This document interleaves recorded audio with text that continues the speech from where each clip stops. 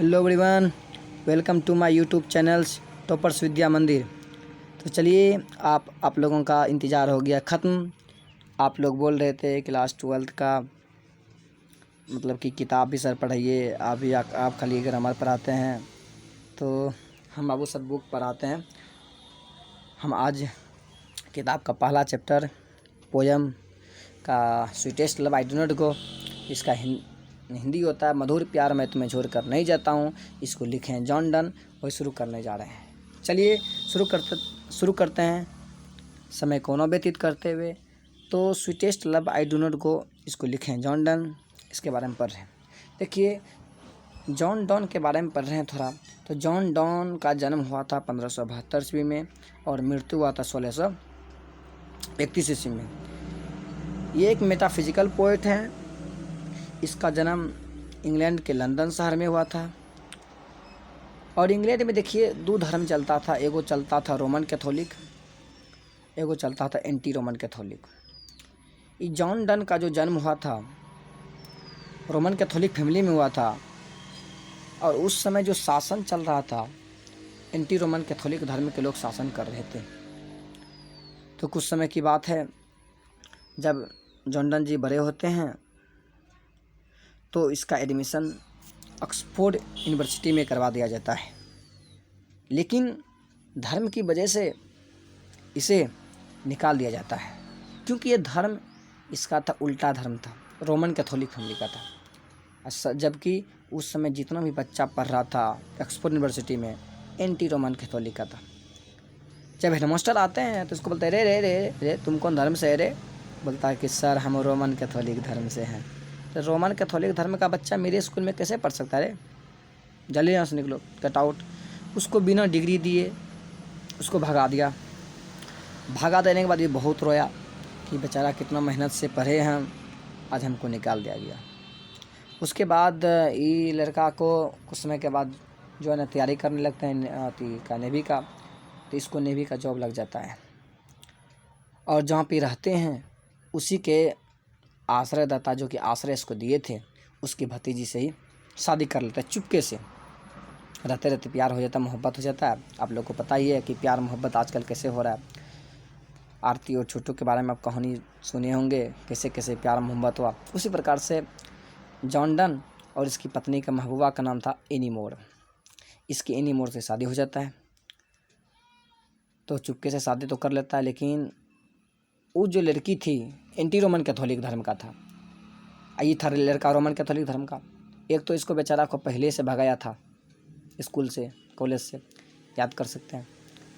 लेकिन फिर भी एक गलती क्या कर दिया, उस लड़की से शादी कर लिया। और चुपके से कम पिताजी से, दोनों का पिताजी से कम बात कर लेना चाहिए, लेकिन नहीं किया। तो शादी जब कर लिया तो वो केस कर दिया लड़की का, पापा सब मिल के। तो तब इसको जॉन डन को पकड़ लिया पुलिस और पकड़ के इसको जेल में भर्ती कर दिया। तो कुछ दिन तक जेल में रहे। उसके बाद जेल से निकले। जब निकले तो लगभग 20-42 साल की अवस्था में इसने चर्च ज्वाइनिंग ले लिया। और चर्च में जाके लोगों को उपदेश देते थे, लोगों को क्या करना है नहीं करना है। एक एक बात हमेशा सब मतलब कि प्रवचन देते रहते थे। एनी टाइम प्रवचन करने लगे और अपने समय में सबसे महान उपदेशक बन गया ये, ठीक ना। तो ये सब ऑब्जेक्टिव में पूछने वाला सब बात है। और अपने जीवन में बहुत सारा कविताएं लिखे, जैसे कि आप जानते हैं कि सॉन्ग और सोनेट लिखे हैं। सॉन्ग और सोनेट का मतलब होता है गीत, सॉन्ग मतलब गीत, और सोनेट मतलब होता है 14 लाइन की कविता। और सेटायर्स भी लिखे हैं। सेटायर्स मतलब होता है प्रहसन, हंसी मजाक वाला कविता। और एलगीज मतलब होता है गीत भी लिखे हैं, ठीक है। और सरमोन्स भी लिखे हैं। सरमोन्स मतलब होता है प्रवचन भी देते थे अपने जीवन में। तो बहुत सारा चीज़ के लिए फेमस थे, ठीक है। तो उसके बाद ये तो कवि के बारे में थे, लेकिन कुछ हम बात कवि के बारे में बुक से पढ़ाते हैं। चलिए, तो जॉन डन का जन्म हुआ था 1572 में और मृत्यु 1631 में। सबसे पहले ये ऑब्जेक्टिव क्वेश्चन पूछ सकता है। उसके बाद पूछ सकता है मेटाफिजिकल पोएम क्या है। तो बोलेंगे कि the pioneer of a new kind of a lyrical satirical verse is called metaphysical poem. तो मेटाफिजिकल क्या बोलेंगे, इसका हिंदी हुआ कि नए। देखिए, पायोनियर मतलब होता है मार्गदर्शक, न्यू काइंड मतलब होता है नए प्रकार का। इसके अलावा कोई मार्गदर्शक नहीं इससे अच्छा बना था। और लिरिकल मतलब होता है लयबद्ध, सेट्रिकल मतलब होता है सुरबद्ध। लयबद्ध और सुरबद्ध से कविता लिखने वाला ये सबसे पहला व्यक्ति बना था, जो कि बहुत फेमस हो गया ये, और इसलिए इसको मेटाफिजिकल पोएट कहा जाता है, क्योंकि इसने जो है ना, क्योंकि आध्यात्मिक बात बोलते थे। मेटाफिजिकल मतलब था आध्यात्मिक, तो ये आध्यात्मिक पहले मतलब कि पहले ज़माना सबका बात बोलता था और प्यार मोहब्बत वाला बात बोलता था, इसे इसको मेटाफिजिकल पोएट कहा जाता है। इसका जन्म हुआ था लंदन में, born in London into A prosperous Roman Catholic family, और इसका जन्म हुआ था रोमन कैथोलिक फैमिली में। प्रोस्पेरस मतलब होता है धनी मनी, और धनी मनी परिवार था, बहुत संपन्न परिवार था। रोमन कैथोलिक फैमिली में इसका जन्म हो जाता है। किसका? जॉन डन का, मेरा नहीं, जॉन डन का। और लंदन में, तो इंग्लैंड में जो मतलब कि जन्म होता है। और फिर ट्रेडर मतलब एक व्यापारी थे। ये क्या थे इसके पिताजी? एक व्यापारी थे। At a time when England was ostensibly anti Roman Catholic, तो इसका जो जन्म था कि मतलब कि एक इसका पिताजी व्यापारी थे और उसका जन्म हुआ था रोमन कैथोलिक फैमिली में। लेकिन उस समय जो था, एट ए टाइम जब इसका जन्म हुआ था, तो उस समय इंग्लैंड जो था, इंग्लैंड में एंटी रोमन कैथोलिक का दबदबा ज़्यादा था। उस समय जो एंटी रोमन कैथोलिक परिवार के लोग बहुत दबदबा था और वही शासन कर रहे थे। तो इसको क्या बुझेगा? गरीब परिवार के लोग क्या बुझेगा? कुछ नहीं बुझेगा, तो ये कुछ नहीं पूछते थे। और Don was forced to leave Oxford University without a degree of because of his religion. क्या कहते हैं कि जॉन डन को फोर्स कर दिया गया। फोर्स मतलब होता है निकाल दिया, फोर्स टू लीव मतलब होता है निकाल दिया। कहाँ से निकाल गया? मेरे घर से नहीं, आपके घर से नहीं, ऑक्सफोर्ड यूनिवर्सिटी से निकाल दिया गया इसका। बोले निकलो, जल्दी निकल जाओ। उसको निकाल दिया विदाउट ए डिग्री, बिना डिग्री का ही निकाल दिया। डिग्री वो नहीं दिया बेचारा को। सोचिए, कम से कम पढ़ाई लिखाई करेगा, डिग्री तो ना चाहिए ना। चलो तुमको डिग्री तो निकलो जल्दी, नहीं बिना डिग्री का ही कहता निकलो। काहे निकाला? लड़ाई कर लिया था? नहीं, ऑफ हिज रिलीजन, धर्म के कारण उसको निकाल दिया। क्योंकि धर्म मतलब कि धर्म था, ये दूसरा धर्म का था, वो दूसरा धर्म का था, तो इसी कारण से धर्म के कारण निकाल दिया। उसके बाद इसको गुस्सा चढ़ गया और रोया भी। उसके बाद इसने लॉ का पढ़ाई किया। बोलता रुको, कानून का पढ़ाई करते। कानून में कहाँ लिखा है कि धर्म के कारण से होता है? गुस्सा में कानून का पढ़ाई किया। और उसके बाद रीड थियोलॉजी, उसके बाद धर्मशास्त्र के बारे में पढ़ा। देखिए कौन धर्म में ऐसा लिखा है कि हाँ धर्म के बारे में पूरी एक नॉलेज प्राप्त किया। लेकिन कहीं ऐसा लिखा है कि ये धर्म का लोग इस धर्म में नहीं पढ़ सकता, ऐसे स्कूल में पढ़ सकता, ऐसा कुछ बात नहीं होता। लेकिन यहाँ पे इसको निकाल दिया गया। उसके बाद he also participate into noble expeditions and become secretary to a powerful noble, a job he lost when he was briefly sent to prison for secretary marrying his patron's niece।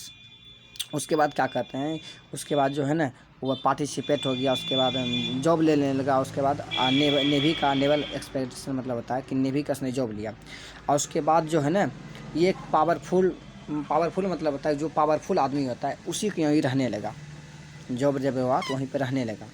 तो उसने वो गलती क्या लड़का क्या कि इसने शादी कर लिया। When he was briefly sent, उसने शादी किया ना, तो इसी कारण से इसको जो है ब्रीफली मतलब होता है कुछ समय के लिए, और सेंट मतलब भेज दिया गया। कहाँ भेजा? प्रिजन मतलब होता है जेल। उसके बाद इसको जेल भेज दिया। बोले निकलो जेल। इसको जब पुलिस आया पकड़ के लेकर चल गया जेल। काहे गया रे? For secretly marrying his patron's niece. Secretly marrying मतलब होता है आश्रयदाता की भतीजी से मतलब शादी कर लिया। उसका भतीजी था जो आश्रय दिया था, बहुत बड़ा आदमी था, उसकी भतीजी ऐसी लड़का शादी कर लिया। तो ऐसा गलती नहीं करना चाहिए। जिसके यहाँ रहिएगा, जिसके यहाँ खाइएगा, उसी का थाली में छेद कीजिएगा तो अच्छा लगता है। लेकिन ये गलत कर दिया, लड़का शादी कर लिया। लेकिन उसके बाद क्या हुआ कि 1615 ईस्वी में मतलब कि एट द एज ऑफ 42 मतलब 42 साल के अवस्था में John accepted ordination in the Anglican church. उसके बाद एंग्लिकन चर्च में ज्वाइनिंग ले लिया। चर्च में ज्वाइनिंग पड़ता ना, आप प्यारो मोहब्बत किए, उसके बाद जेल हो गए। अब उसके बाद जब 42 साल हो गया, जौन तो आजकल का आदमी होबे करता है, बचपन में मौस मछली खा लेगा। हाँ, उसके बाद जब मतलब बूढ़ा हो जाएगा तो उसके बाद वो कंठी धारण कर लेगा। तो ये कौन मतलब ये पंडित का ही पहचान है या कोई भी साधु का? ये धाधु है ना हुआ। आप मतलब कि गलत काम कर भी लिए हैं और उसके बाद आप वो दूसरे को प्रवचन देख सिखाइएगा, तो बेकार का काम है। तो वही मतलब कि जॉन डन जी जो ना मतलब चर्च में ज्वाइनिंग ले लिए, उसके बाद सब कुछ करने लगे। और ये एक लव पोयम है, ठीक ना। तो और याद रखना है उसके बारे में कि जॉन डन जी जो है ना बहुत सारा आपने जाने जाते थे किसके रूप में? सॉन्ग एंड सोनेट के लिए जाने जाते थे। सॉन्ग एंड सोनेट के लिए जाने जाते थे, सेटायर्स के लिए जाने जाते थे, एलगीज के लिए, सरमोन्स के लिए, सब के लिए जाने जाते थे। बोलेंगे सर सॉन्ग एंड सोनेट क्या होता है? सॉन्ग मतलब होता है गीत और सोनेट मतलब होता है 14 लाइन की कविता। उसको अंग्रेजी में कहता है 14 पदी कविता, इसको बोला जाता है, ठीक है।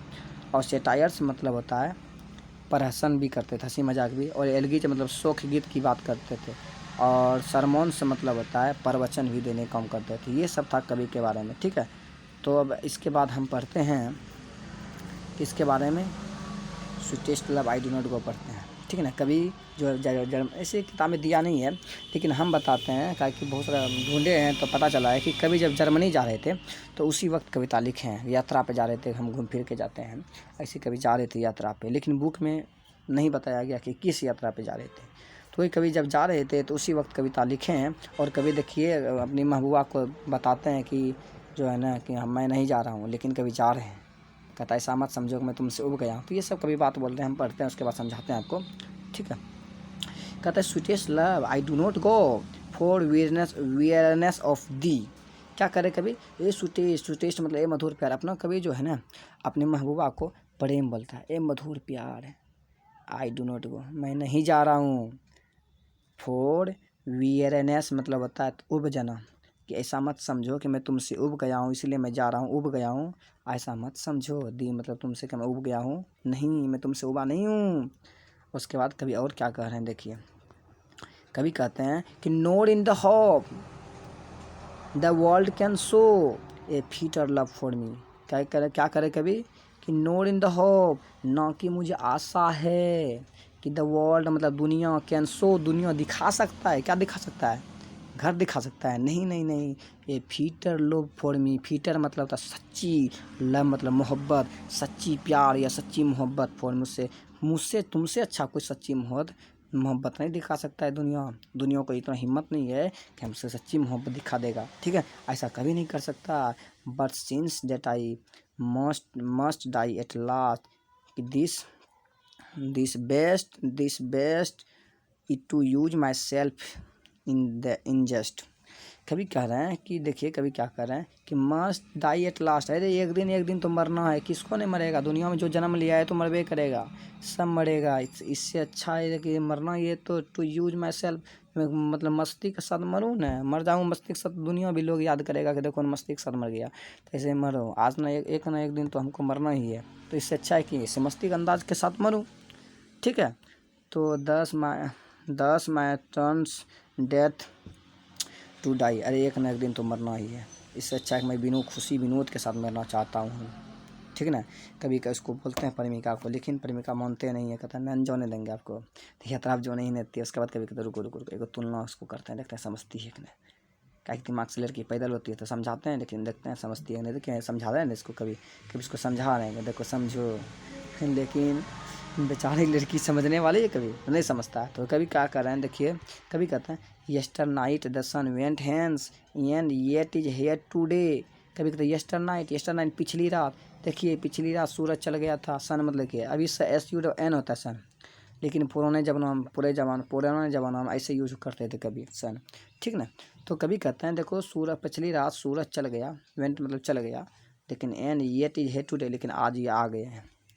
कभी कह रहे हैं देखो सूरज चल गया था, आज तो आया है कि नहीं आया है, बोलते हाँ आ गया है। देखिए इसको यहाँ देखिए कवि जो इसको समझा रहे हैं ना, इसको समझा रहे हैं, देखो आज गया था ना सूरज, हाँ उसको पकड़ लिए हाथ को, देखिए देखे है ना तो कभी पकड़ लिए हाथ को, उसके बाद समझा रहे हैं, लेकिन समझती नहीं लड़की थोड़ा दिमाग से होती है पैदल, ठीक है।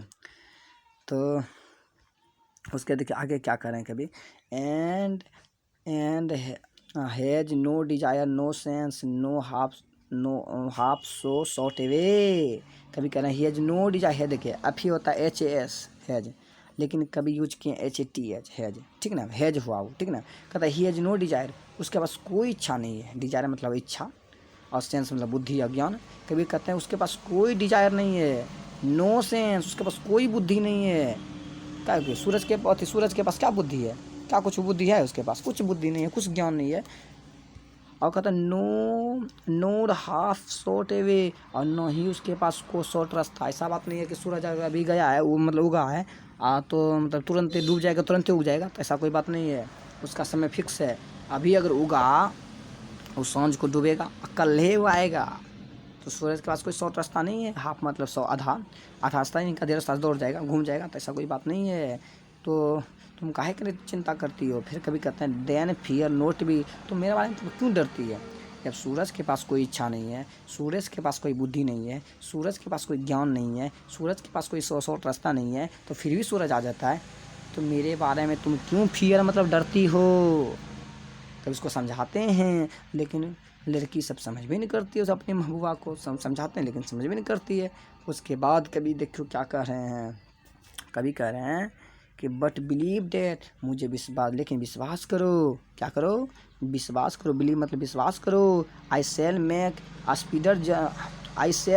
स्पीडर journey since I take more wings and spurs than he. कहता मुझे विश्वास करो कि मैं स्पीडर जर्नी मतलब बहुत लंबी, बहुत तेज़ गति से, बहुत फास्ट गति से मैं आऊँगा। क्यों आऊँगा? क्योंकि मेरे पास क्या है? मोर विंग्स है, बहुत ज़्यादा पंख लगा के आऊँगा।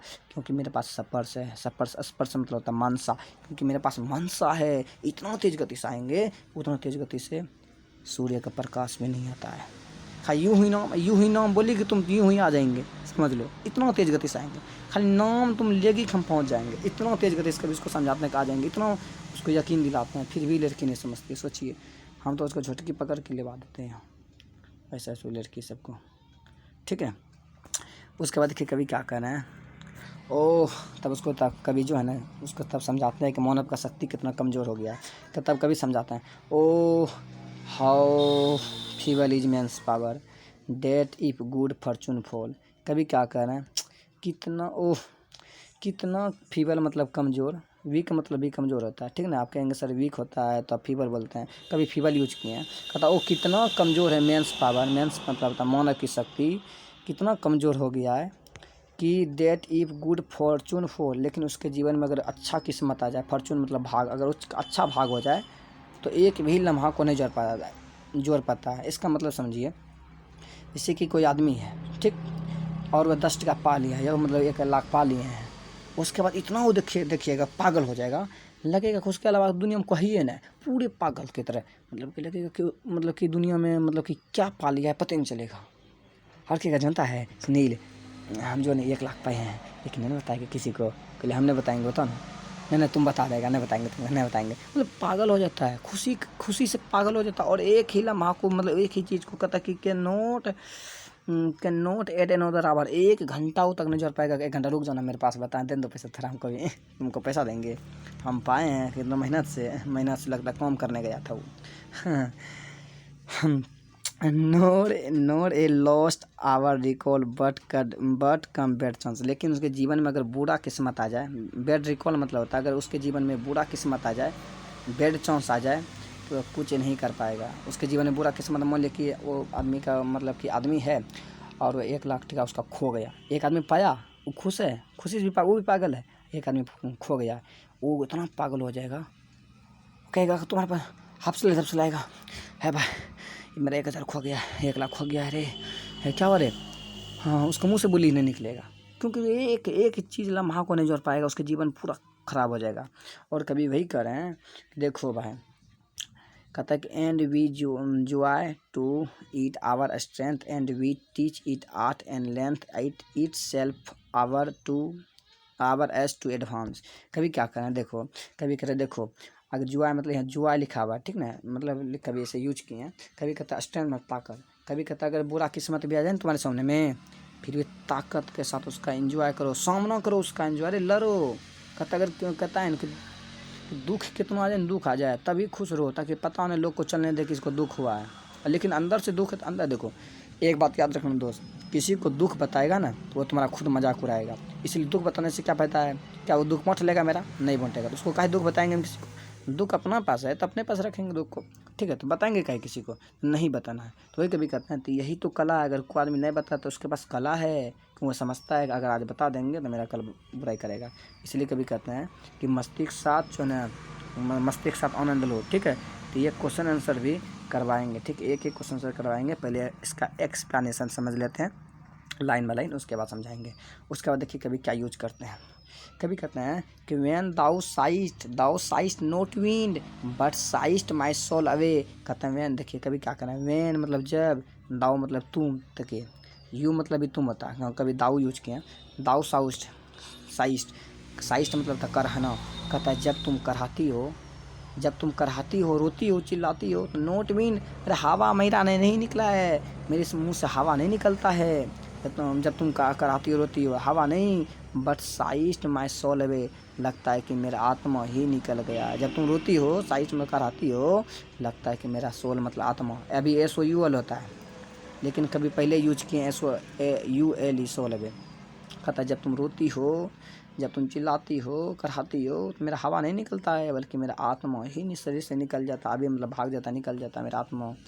ठीक है। फिर कहता है कि व्हेन दाउ रिपेस्ट, जब तुम रोती हो अनकाइंडली काइंड, बेरहमी की तरह जब तुम रोती हो, चिल्लाती हो, कहता है कि माई लाइफ ब्लड डट चुके, लगता है मेरे शरीर का जो है ना, मेरे माई से लाइफ मतलब मेरी ज़िंदगी का जो खून जो है ना, डट डिके नष्ट हो गया, बर्बाद हो गया, जम गया है। ऐसा लगता है जब तुम रोती हो बेरहमी की तरह। पागल के ना आदमी को आदमी पागल के दर से रोएगा, लगेगा उसका कोई माँ बाप सब मर गया, लगता है ऐसा रोता है वो पागल की तरह। आजकल ना देखो वही क्या बोलते छोटू का जो प्रेमिका क्या नाम है, क्या नाम है, आरती। आरती नहीं देख रहे, बेरहमी की तरह रोती थी, चिल्लाती थी, पूरा उसको इलाज कराता था रोज़। तो वैसे ही मतलब कभी कह रहे हैं वैसे ही कहता है जब तुम रोती हो, चिल्लाती हो तो मेरे लगता है कि मेरे शरीर में खून नहीं, मेरा हवा ही नहीं बल्कि मेरा आत्मा ही निकल गया है। तो ऐसा मत करो। कहता है इट कैन नॉट भी, ऐसा नहीं हो सकता है, ऐसा मत करो यार, ऐसा मत करो, इट कैन नॉट भी, ऐसा नहीं हो सकता है। उसके बाद कभी कहते हैं डेट दाउ लवस्ट मी, तुम क्या करती थी, हम आपसे बहुत मी मतलब मुझसे, कि मुझसे बहुत मोहब्बत करते, आपसे बहुत मोहब्बत करते, एज यू सेड इट, ऐसा कहती तुम बोल, ऐसा कहती थी ना तुम कि हम आपसे बहुत मोहब्बत करते हैं। कहाँ गया तुम्हारा मोहब्बत, बताओ। ऐसा कभी कह रहे हैं, लेकिन लड़की होती है तो वो समझने वाली है नहीं, वो समझ भी नहीं करती है। कहता है कि इफ़ इन दाइन माई लाइफ दाउ वेस्ट, इससे जानती हो ऐसा जो तुम कर रही हो इससे तुम्हारा तो ज़िंदगी ख़राब है, साथ साथ मेरा भी ज़िंदगी ख़राब हो जाएगा, ऐसा मत करो, ऐसा मत करो। उसको समझाते हैं कभी। कहता है thou art of the me, ना sorry, thou art the best of me. कहता है कि इससे अच्छा है, इससे अच्छा तुम मस्ती के साथ आनंद करो, ठीक है ना। ऐसा मत करो कि दूसरे का मतलब दूसरे को तकलीफ हो, तुम अपना क्योंकि तुमको पता है कि तुम्हारे दिल में हम बसे हैं और तुम मेरे बारे में अगर गलत सोचेगी तो सोचो क्या हाल होगा, क्या करेंगे ज़िंदगी में, हम कुछ कर पाएंगे। तो ज़िंदगी तुम्हारा भी ख़त्म और मेरा भी ख़त्म। तो ऐसा मत करो यार, ठीक ना। समझाते हैं उसको कभी। उसके बाद कहते हैं कभी let not the divining heart forethink me any ill. उसके बाद कहते हैं कि डिस्टिनी मतलब होता है, डिवाइनिंग हर्ट मतलब होता है कि मतलब भगवान के द्वारा दिया गया जो दिल होता है ना, कहता दिल जो दिया है ना, दिल में, मेरे दिल में, हट में मेरे बारे में, फोर थिंक मतलब होता है पहले से कोई मेरे बारे में कोई बुराई मत सोचो। इल मतलब बुराई भी होता है, कभी हम बुराई यूज किए, इल मतलब एगो बीमार भी होता है इल मतलब कभी, लेकिन बुराई यूज किए हैं। कभी कहता है मेरे बारे में कोई बुराई मत सोचो, destiny may take the part and may thy fears fulfil. कहता है कि देखो अगर तुम मेरे बारे में ऐसा सोचेगी कि मतलब मेरे बारे में बुराई सोचेगी, हो सकता है कि फुलफिल हो जाए। फुलफिल मतलब होता है हो सकता है सच हो जाए, ठीक है ना। तो इससे अच्छा है बट थिंक डैट, अगर सोचना है मेरे बारे में, अगर सोचना है कि मतलब तुम सोच रही है कि मेरा पति इससे हो जाए, कुछ हो जाएगा, अगर हो सकता है कि भगवान ने करे ऐसा हो, लेकिन हो सकता है कि ऐसा हो जाए तो क्या हाल होगा, सोचे बताइए, तो गड़बड़ हो जाएगा। इसलिए कभी कहता ऐसा मत करो, ठीक ना। अगर तुमको सोचना ही है ना, पर कहता बट थिंक डैट वी, अगर सोचना ही है मेरे बारे में, हम लोग के बारे में, मेरे बारे में सोचना है तो ऐसे सोचो कि are but turns aside to sleep. लेकिन ऐसा समझो कि हम लोग एक दूसरे के टर्न ए साइड मतलब होता है एक दूसरे के अलग, मतलब कि जैसे कि ये देखो ये लड़की है, ठीक, ये लड़की है, समझ लो ये लड़की अगर इधर करके सोई है, इधर करके सोई है तो समझ लो कि लड़का इधर करके सोया, ऐसे करके मतलब समझ लो कि लड़का इधर करके सोया है, ये लड़का समझ लो है, ये लड़की है। अगर लड़की अगर एनी मोड इधर सोई है तो लड़का इधर सोया, तो एक दूसरे के पलट सोया, ऐसा समझ लो। टर्न ए साइड, एक दूसरे के अलग सो करके सोए, ताकि जो है उससे फील होगा कि हम दोनों एक दूसरे से अलग नहीं, हम दोनों एक दूसरे के साथ हैं। नहीं बोलना अलग बात है, लेकिन एक साथ समझ लो कि एक साथ सोए हैं, ऐसा समझ लो तुम। अगर समझेगी ना साथ, कभी नहीं फील होगा कि हम जो है अलग अलग हैं, ठीक है ना। They who one another keep alive never parted भी। और तुमको पता है कि अगर ऐसा तुम सोचेगी तो तुमको पता है कि एक सच्चा प्रेमी, एक सच्चा प्रेमिका, अगर दोनों से कि दोनों प्रेमिका है, अगर तुम मतलब प्रेमी जो है ना कुछ समय के लिए दूर गया है, अगर कत्तो दूर है लेकिन वो कभी दूर नहीं होता प्रेमी से, क्योंकि उसके दिल में बसा है, ठीक है। तो इसलिए वो कभी दूर नहीं होता। आपको पता है ना कि जो आदमी सच्चा मोहब्बत करता है वो कभी जुदा नहीं होगा, कभी जुदा नहीं होता है। वही कहते हैं कभी कि मतलब कि दे हु वन अनदर की, और कभी अलग नहीं रह सकते हैं, लाइव नेवर पार्टेड भी, और कभी अलग नहीं हो सकता है। जो आप व्यक्ति सच्ची मोहब्बत करता है किसी से, तो वो व्यक्ति कभी जुदा नहीं हो सकता है। ये कभी कह रहे हैं, समझा रहे हैं अपनी प्रेमिका को। तो अंत में जब इतना नहीं समझती है और उसके बाद कभी जो है ना चल जाते हैं इसी जगह यात्रा पे, छोड़ते नहीं जाने के लिए, चल ही जाते हैं जर्मनी। तो फिर से शॉर्ट में हम कहानी को पढ़ा इस कविता को पढ़ा देते हैं, ताकि जो है ना एक रत्ती भी दिक्कत ना हो इस कविता के बारे में पढ़ने में, ठीक है। तो देखिए हम शॉर्ट में कविता को समझाते हैं। तो कवि जो है ना जब जर्मनी जा रहे थे यात्रा पे, तो प्रेमिका नहीं जाने देती है। वह कहती है कि न आप नहीं जाइए, आप अगर चले जाइएगा तो हम अकेले रहेंगे। तो उसके बाद उसको समझाते हैं, देखो ये मधुर प्यार, ये मेरे महबूबा, ये मेरे दिल में रहने वाली प्यारी, हम तुमको छोड़ के नहीं जाएंगे, क्योंकि हम तुमको छोड़ के कभी जा ही नहीं सकते हैं। अगर जेबो करेंगे ऐसा मत समझो कि तुमसे उब के जाएंगे, तुमसे मतलब कि बिलक के जाएंगे कि तुमसे हम मतलब छोड़ के हम दूसरा कर लेंगे, ऐसा कोई बात नहीं है यार, हम तुमको छोड़ के कभी नहीं जा सकते हैं। तो उसके बाद कहते हैं, फिर समझ बेन करती है, कहता है कि देखो दुनिया हमको सच्ची मोहब्बत नहीं दिखा सकता है तुम्हारे अलावा, ठीक है। तो उसके बाद कहता है, देखो पिछली रात सूरज चल गया, लेकिन वो सूरज आज आया कि नहीं आके। तो उसके पास कौन इच्छा है, कौन खुशी उसके पास है, कौन प्रेमिका उसके पास है, कोई नहीं है। तो फिर भी आ गया। तो हमारे पास तो तुम हो, हम क्यों नहीं आएंगे, हम भी आ सकते हैं, आएंगे तुरंत। और मेरे पास तो पंख है, हम तो पंख लगा लेंगे, ढेरी पंख लगा लेंगे, पंख उड़ उड़ कर आएंगे, खाली तुम मेरा नाम लेगी हम तुम्हारे पास हाजिर हो जाएंगे। सोचो इतना तक ये दलील दिलाते हैं उस प्रेमिका को कि तुम खाली नाम लेगी तो हम तुम्हारे पास आ जाएंगे। इतना भी न मानती है। कहता है, देखो मानव का शक्ति आज बहुत कमज़ोर हो गया है। उसके जीवन में अगर किसी को बुरा किस्मत आ जाता है ना, किसी भी मानव को, वो अपने 1 घंटा भी जोड़ नहीं पाता और कुछ नहीं कर पाता है। और खुशी भी किस्मत अच्छा भी किस्मत आ जाता है तो फिर भी कुछ नहीं कर पाता है।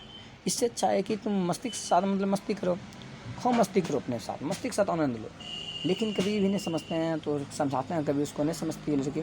उसके बाद कहते हैं, जब खूब रोती है, ये बात जो बोली ना और रोने लगी।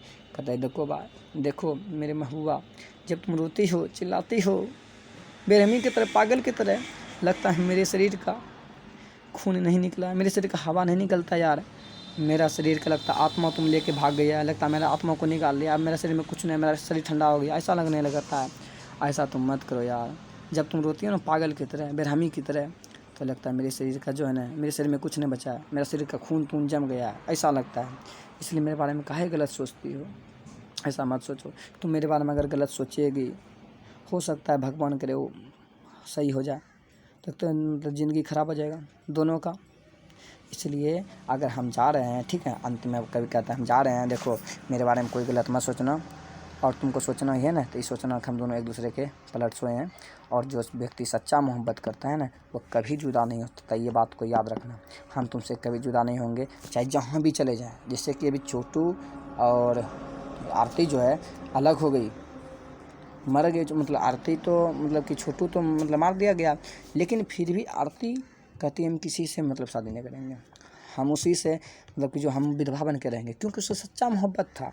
लेकिन आजकल देखिए सच्चा मोहब्बत करने वाला के साथ ये सब होता ही है, क्योंकि वह चाहते हैं कि हम हो जाए। लेकिन गार्जियन किसी का भी अच्छा होता है ना, क्योंकि वह चाहता है कि शादी हम कराएं, क्योंकि हम पाल पोस के बड़ा किए। लेकिन आजकल की लड़की समझती नहीं है, और ख़ास करके लड़की जो है मतलब कि धोखा देने में आजकल का लड़की बहुत आगे रहता है। इसलिए दोस्तों इस सब चक्कर में मत रहना है, पढ़ते रहिए और आगे बढ़ते रहिए, ठीक है। और टॉपर्स विद्या मंदिर को सब्सक्राइब कीजिए और इस चैनल को बूस्ट कराते रहिए, आगे बढ़ते रहिए। थैंक यू, मिलते हैं अब नेक्स्ट क्लास में, ठीक है। और इसके बाद पढ़ाएंगे सॉन्ग ऑफ माई सेल्फ, एक लाइन बैक एक्सप्लेनेशन हर एक चैप्टर का कराएंगे। Thank you, all the best, all the best, all the best.